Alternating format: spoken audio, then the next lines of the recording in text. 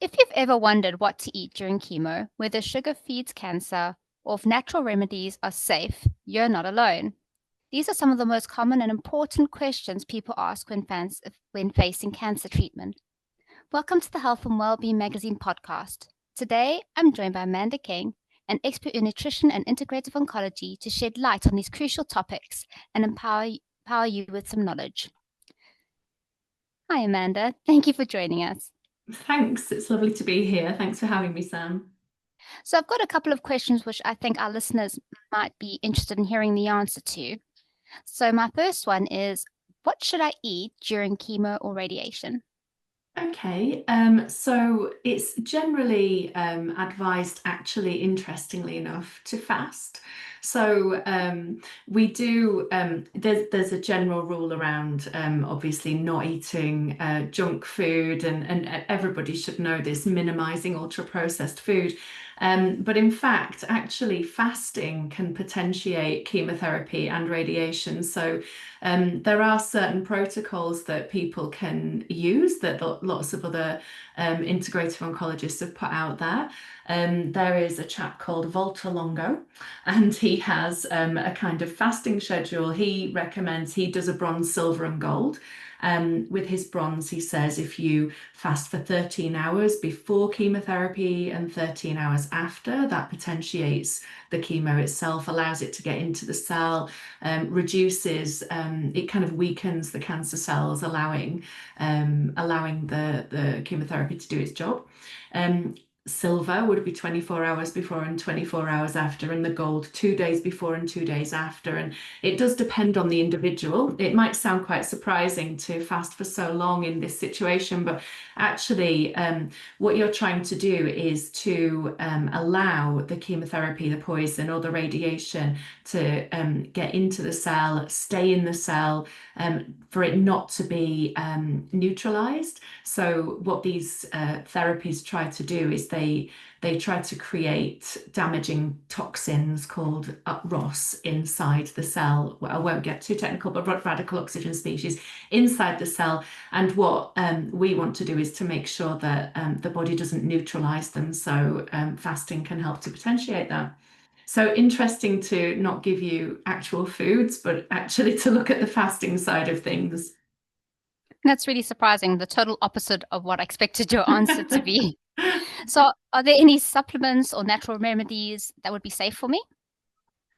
Yeah, there are. So, what you would be looking to do with chemotherapy and radiation, in fact, when you say therapies, that's a really great one because we can potentiate we can potentiate the standard of care medical treatments with intravenous vitamin C, for example, and also with therapies like HBOT, which is hyperbaric oxygen therapy. So let's take radiation, for example. Radiation, when it gets inside the cell, needs oxygen to be able to attack and damage cancer.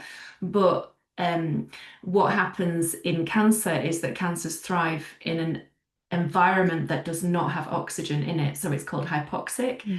So if we get into a hyperbaric oxygen therapy chamber and we flood our bodies with oxygen around the time we have radiation, then we allow the radiation to use the oxygen to kill the cancer. So actually, there are these therapies that really make the medical treatment work really well. And for example, with intravenous vitamin C, some oncologists might say we can't have vitamin C because it's an antioxidant, which it is if you take it orally. But intravenous vitamin C, anything above 25 grams, is what we call pro-oxidant. So it actually creates this kind of more damage within the cancer cell, and it works like an ally with chemotherapy. It's one of the best allies when they work together. They have a synergistic collateral damage to cancer kind of effect. In terms of, I mean, those are therapies stroke supplements, but in terms of other supplements, curcumin, turmeric, especially nano or liposomal turmeric, and berberine as well are excellent at potentiating these therapies. That's really interesting. I mean, I've heard the like turmeric being thrown around quite a bit in helping lots of different things from an oncology perspective and even from a menopausal perspective. So it's really interesting how all these other things can be used alongside to help people recover quicker. Mm, mm. It is, yeah. And it's because we're kind of in the, I wouldn't say anymore the infancy of integrative oncology, but it's becoming more and more mainstream. More and more people are hearing about integrative metabolic oncology or cancer as a disease of metabolism, not a genetic certainty. So with that, because it's a disease of metabolism, any of these supplements, or in fact off-label drugs, but that's another story, but any of these supplements or therapies that can affect the metabolism of cancer and weaken it in some way, or strengthen the body, strengthen healthy cells while they weaken cancer cells, will all compound, sort of complement the medical therapies that are available. So it's definitely a growing area of interest now. Oh, that's really interesting. That's why I love my job, because I find out about all these different things that people may not have heard of and what I've not heard of. So it's really enlightening. Can diet lower my risk of cancer coming back? I definitely would say it does. Diet, you could argue that there are four main things that we need to focus on that are non-medical actually, in terms of health, and that would be good sleep. It would be movement. So it doesn't have to be beasting in the gym, but definitely regular movement is important. In fact, fasting as well, intermittent fasting, giving yourself a break from eating, and also the kind of food you eat. So everybody, there've been huge popular books like ultra processed food, I think it was called, the ultra processed. Or maybe it was just called Ultra Processed. There was a book out that lots of people were reading to learn about the dangers of eating those kinds of foods. And that's kind of one extreme, actually. But when it comes to good nutrition, if we what we tend to find is that cancer doesn't have just one driver or trigger. It's different for lots of different people. Some are hormonally driven, many have a detoxification element, some are down to parasites, some are down to fungus and molds. I'm seeing that increasingly as well. And so, for example, with molds, it could only take residence in a depleted environment. So, if your body is the environment and for example, your immune system is suppressed for any reason, stress could do it, or you don't have the right nutrients available to make, say, glutathione, which would help you, that's the master detoxifier in the liver, that would help you to detoxify the mold. So, or you're missing you're missing a gene that you need to help you make this important detoxifier, then in a suppressed individual or a susceptible person, they might take on a lot of mold and it might take up residence and start creating carcinogenic metabolites, which are these kind of waste products that molds make that cause cancer. So from a dietary perspective, while you definitely cannot control everything in your environment, and it's not really a question anymore about whether we're toxic, our environment is polluted beyond anything we're ever going to be able to have much effect on. The sea pollution, air pollution, EMF, we're not going to be able to do a lot about that. And we're living in generally a stressed sort of culture. Mm. But with all of those things in mind, we can mitigate the toxicity. So making sure we have lots of antioxidants in our diet, which would be eating the rainbow of vegetables, thinking about the different color of vegetables and having lots of different kinds, not too much sugar, not too much fruit, making sure we have a window of eating and a window of fasting, eating the right amount of good quality protein, not actually overly much, because we can convert protein into sugar, but that's another story. And really vastly reducing carbs. We're just in a carb frenzied society, carbs and seed oils. So seed oils, vegetable oil, sunflower oil, these are pro-inflammatory oils. These are going to drive inflammation, and inflammation is a hallmark of cancer. And then couple that with sugar, stroke glucose, and this is what our diets are basically made out of these days. So if you do want to prevent or lower your risk of cancer, or prevent it from returning, those are the easy wins. Get out the carbohydrates, go onto a low carb diet, clean it up, and fast and Mm. sleep well. Yeah, lots of things you can do. No, that makes a lot of sense. I mean, just even cutting out the processed foods, the sugars and the carbs. I, oh, I've been trying to do that myself, and I'm definitely feeling better for it. So, yeah. Um, so what can I eat if I lose my appetite or taste? Yeah, so that can happen, and it's in cancer, it is a concern, and one of the reasons why some people feel concerned about the ketogenic diet. But if a ketogenic diet is run properly, and if the individual eats the right amount of fat, they're not going to lose weight.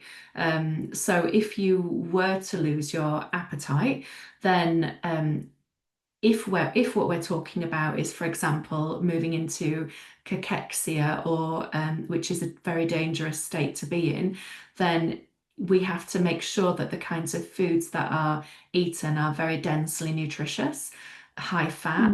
Mm. And sometimes I'll recommend, no matter what time of year it is, making kind of ice pops or ice creams out of organic full cream, and putting in maybe a tiny bit of vanilla, maybe a little bit of protein powder if that individual can't face eating, and Mm. just trying to make sure that they have these regularly. You can also have there's actually a book out. I don't know who wrote it, but it was blender recipes, I think, for keto.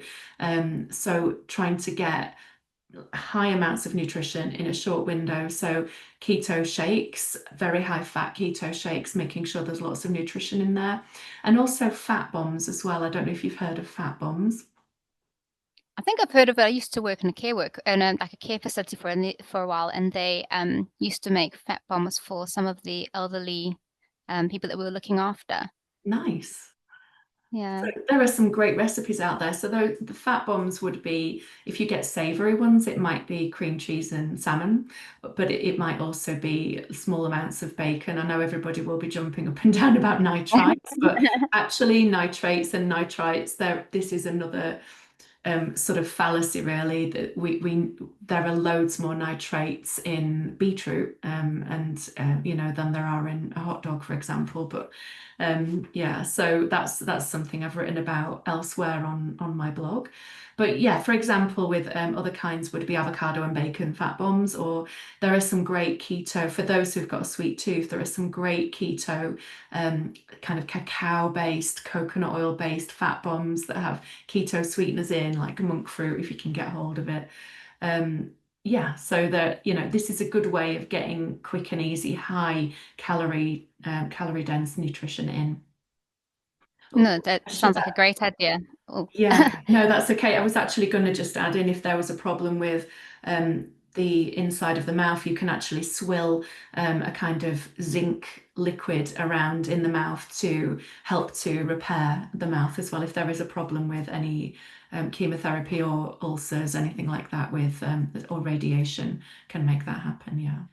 well, that's really interesting. I've never heard of that before. Um, I suppose when people are on like antibiotics and things like that, they often get like a sore mouth, and people say is it thrush that they get?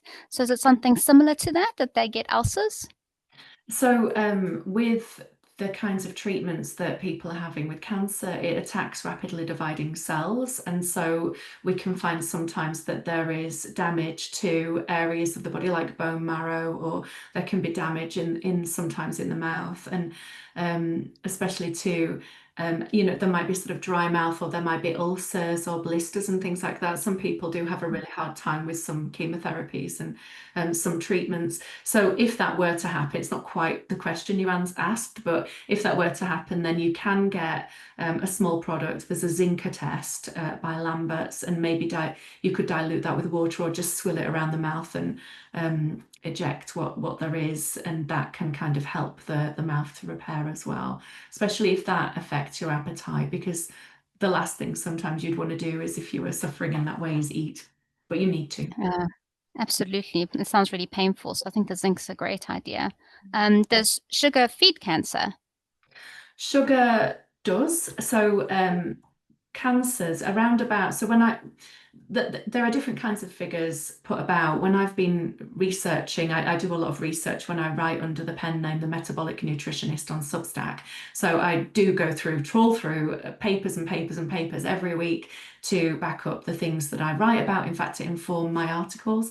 And so when I looked to see how many cancers were affected by or fueled by sugar, my reckoning was around about 70%, give or take a bit. So it's about 70% of cancers are what we call glycolytic. So they would use sugars for fuel. And what happens, it's not the only way that cancers are fed, it's just the primary method. And I don't know whether to go into cancer metabolism a little bit or not. I could do, but essentially there's a bit like a log burner in each cell making heat, or it wouldn't necessarily be heat, but it would be energy for the cell. So the energy burner needs fuel, and the fuel is primarily glucose.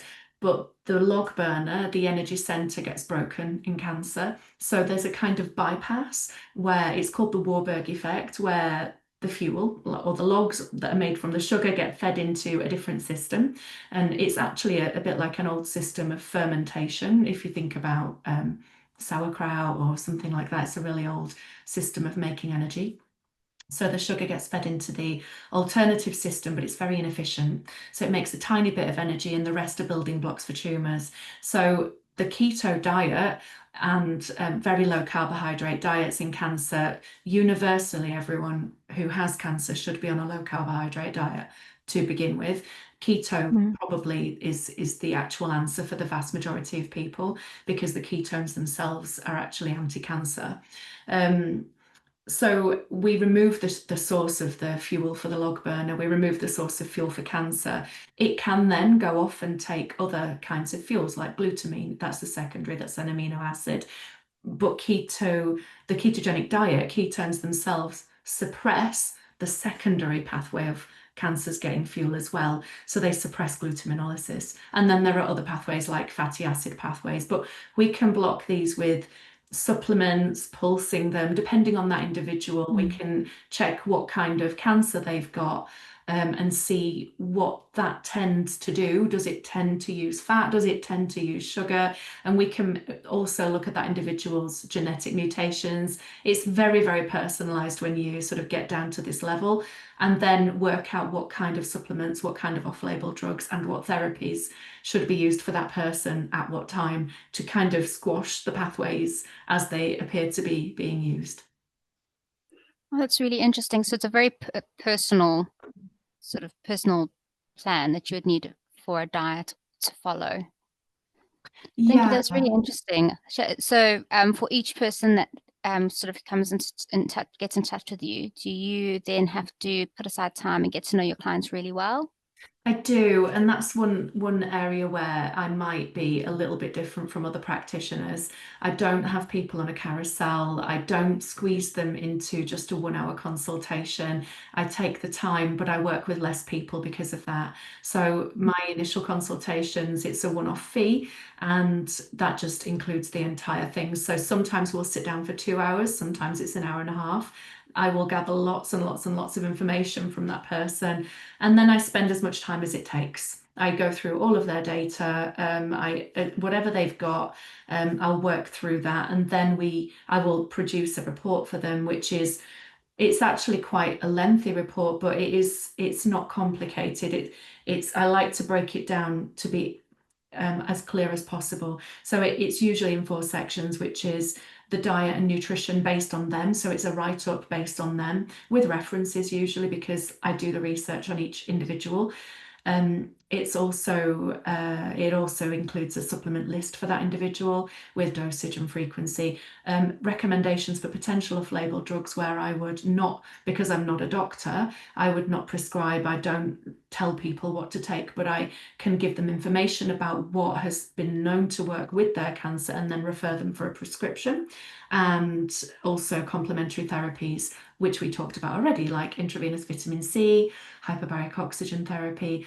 But again, it's based on the research, based on where they're at, what stage of cancer they're at, what kind of cancer they've got, and what they're actually doing in their protocol. So how that might complement their current stage. No, then it sounds like an amazing service. A huge thank you to Amanda King for sharing her knowledge with us today, and thank you for listening. I hope that this has given you some clarity and confidence around supporting your health. Until next time, take care and stay well. Thanks, Bye. Thank you. Thank you very much.